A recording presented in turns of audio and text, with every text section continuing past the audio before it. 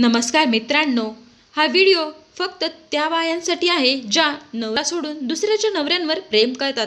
मित्रांनो, या व्हिडिओचा चुकीचा अर्थ न काढता फक्त हा व्हिडिओ तुमच्या माहितीसाठी बनवला आहे। हा व्हिडिओ शेवटपर्यंत नक्की ऐका। काल एका बाईला विचारलं, तू नवरा सोडून दुसऱ्यावर प्रेम का करते? तेव्हा ती म्हणाली, माझा नवरा खूप मला चिडचिड करतो, माझ्यावर प्रेम करत, मला हवं ते देत नाही। तेव्हा तिला विचारलं, तू कधी नवऱ्याला प्रेमाने विचारलं का, तुम्ही असं का करता? किंवा तू त्याला जेवणाचा डबा देतेस कामावर जाताना, त्यातला तो अर्धा डबा खातो आणि अर्धा माघारतो, तेव्हा कधी विचारलंस का की हा डबा कसा शिल्लक राहिला?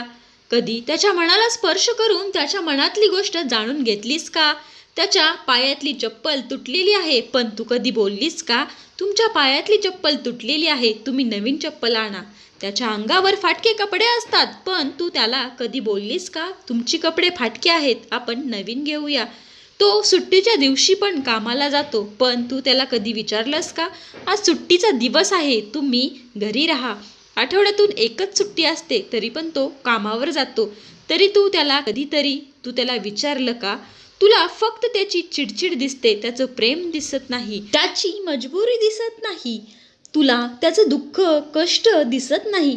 तो फाटके कपडे घालतो, पण तुला सणाला साडी घेतो, तुझ्या छोट्या छोट्या गोष्टींचा विचार करतो तो, आणि तू म्हणते माझा नवरा माझ्यावर प्रेम करत नाही। हे सगळं काय आहे? आणि तू तुझ्या नवऱ्याला जेवढं प्रेम देशील तेवढंच प्रेम तुला परत मिळेल, पण तू हेत नाही, मग तू परत घेशीलच कसं?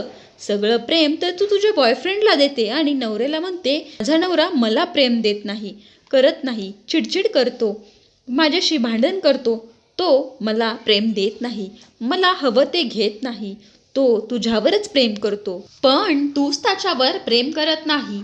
जर त्याने तुझ्यावर प्रेम केलं नसतं तर तुमच्या संसारासाठी त्यानं रात्रंदिवस कष्ट केलं नसतं। जोपर्यंत नवरा आहे तोपर्यंत तुझी शान आहे, हे पण तू लक्षात ठेव। तेव्हा ती रडायला लागली आणि तिची चूक तिच्या लक्षात आली। तेव्हा म्हणाली, खरंच ताई, मी चुकले, मी असं करायला नको होतं, मी माझ्या नवऱ्याला समजून घ्यायला हवं होतं। तो रात्रंदिवस जो कष्ट करतो, जो जबाबदारी पार पाडतो, तो फक्त माझ्या कुटुंबासाठी।